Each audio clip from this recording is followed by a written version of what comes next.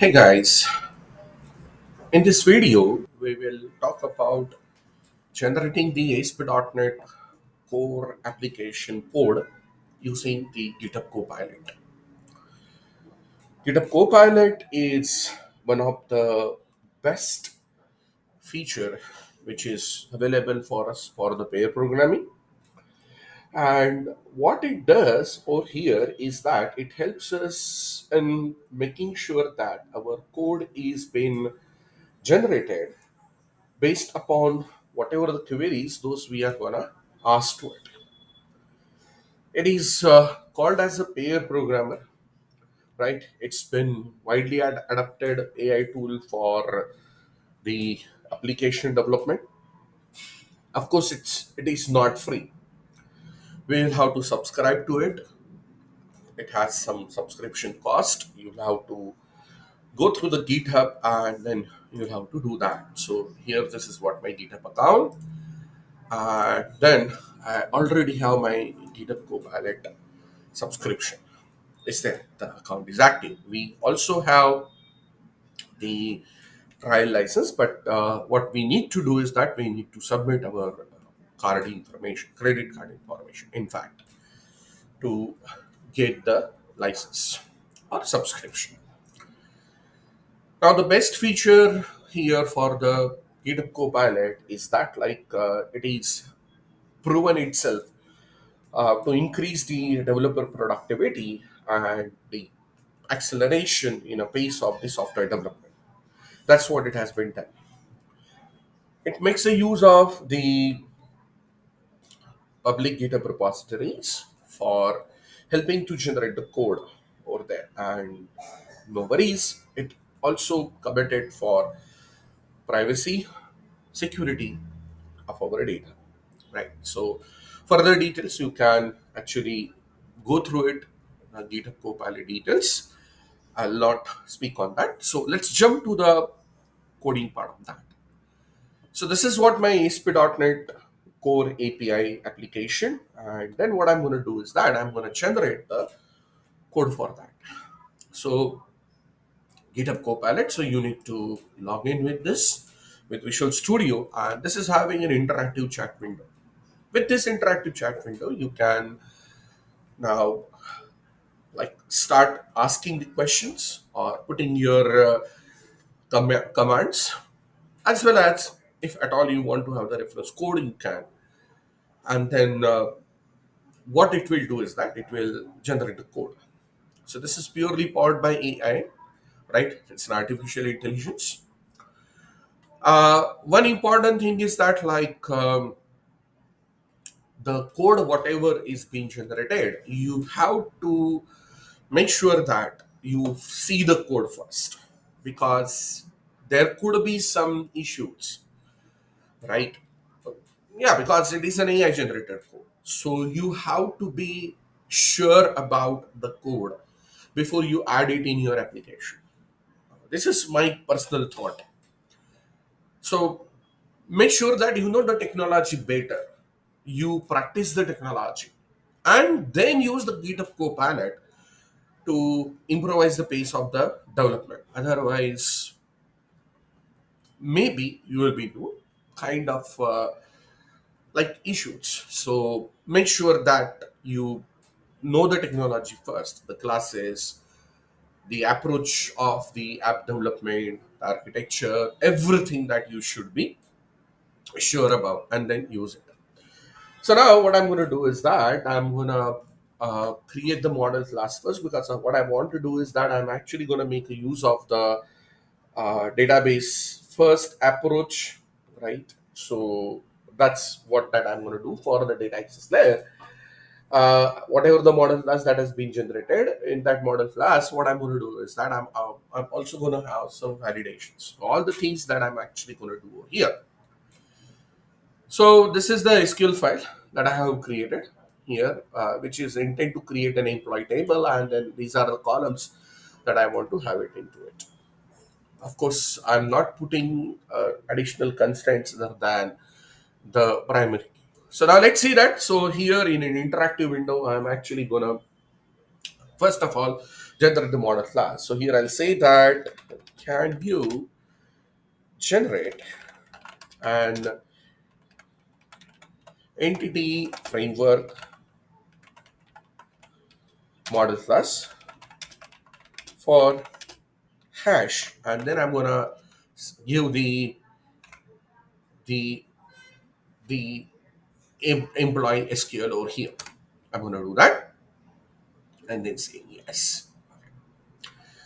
And now here this is supposed to generate the code for employee class with the properties based upon the whatever the sizing that I have set. So see that over here the code is generated, and then it is also making use of an annotations, right? So based upon whatever that I have here, the varchar and all that, so accordingly the annotations are being generated, right? The code which is being generated by the reference that is my SQL file, and then here this is what is it, right? So now I can either copy this file or I can copy the code and then add it into the file.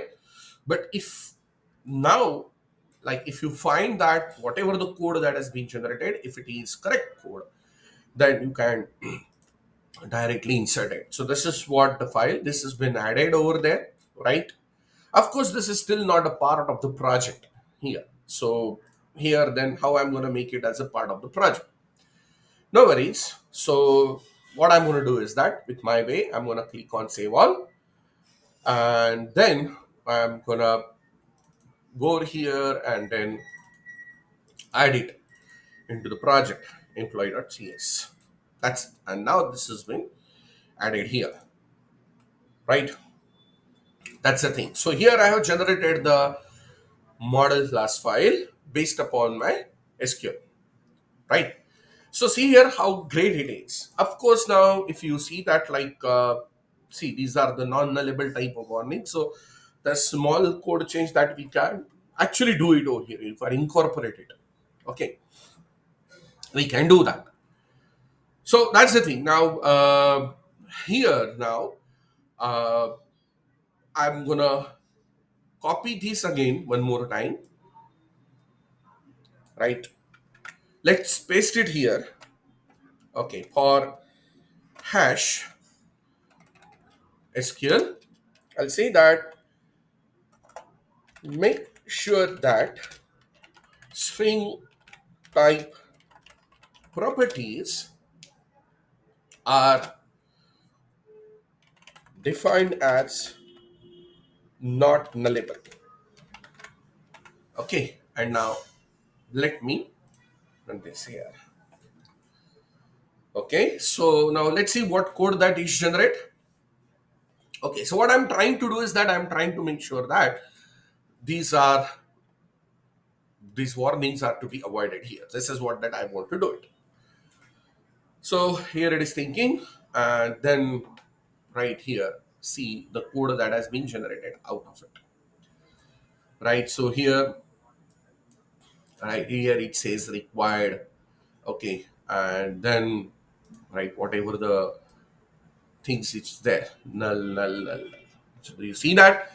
This is how that we are reaching to the completeness of it. Okay, so now what I can do is that now since this is already there, how I can replace it over here. So let me click on preview here.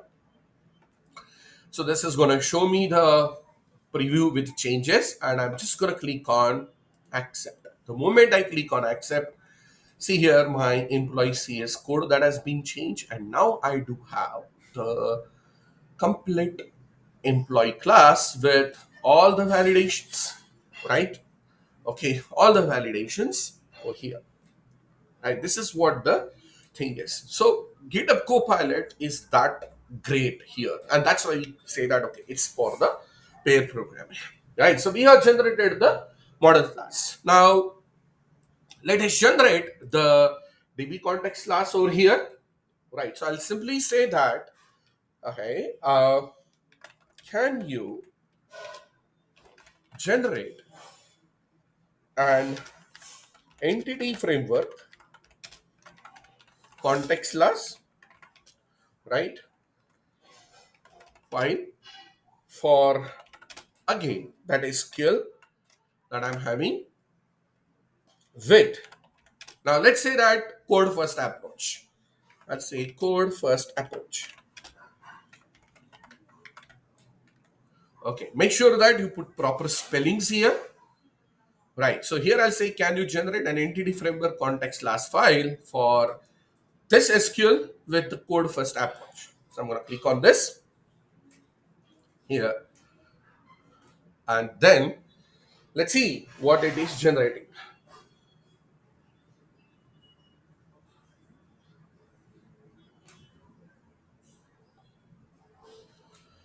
Okay, so see that, right? So it is still generating it. Wow, super. So we do have the employee DB context derived from DB context. It is also having the DB set of the type employee. It has given me on configuring method, which is the override method from the base class. And we also have the mapper code with the necessary validations. Wow. So let me now say insert. This is what the file is.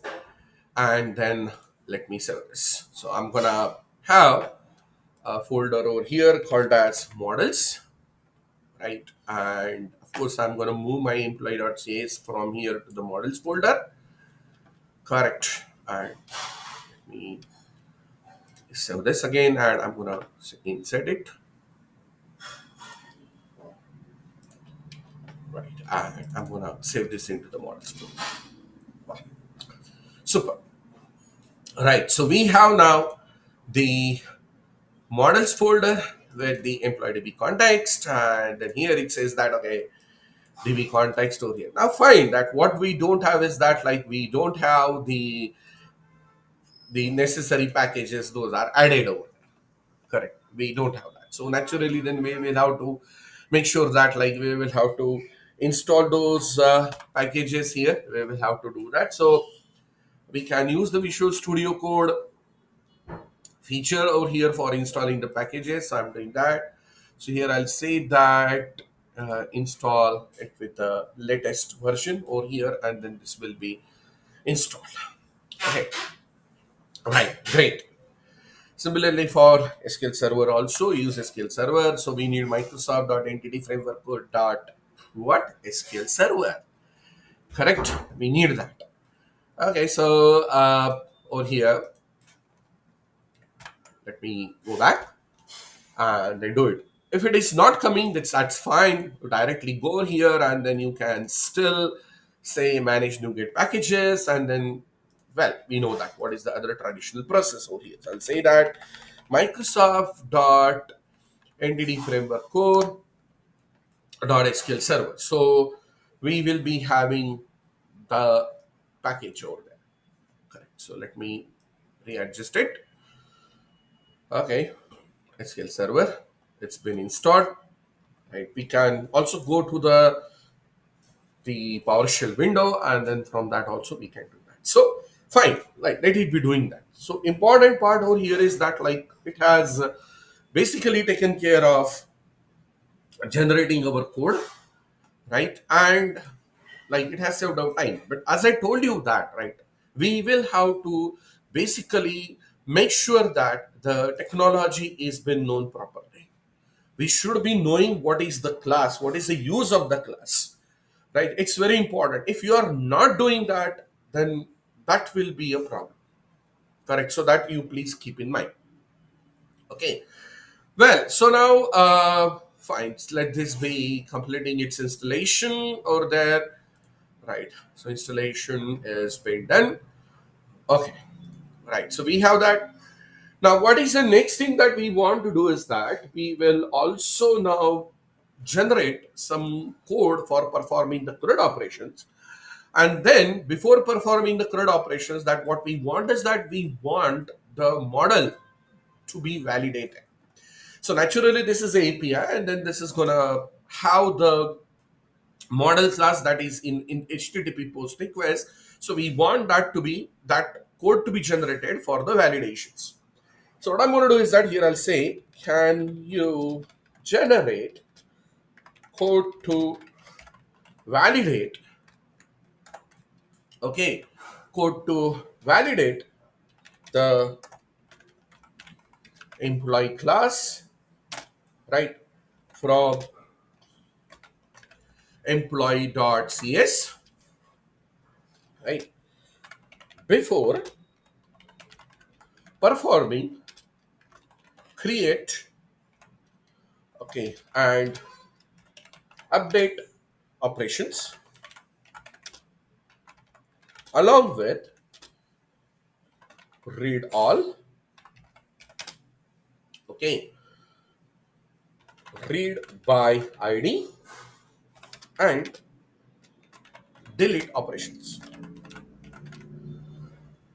okay. And I'll say that also add code for error handling, okay, or I'll modify that. Also I'll say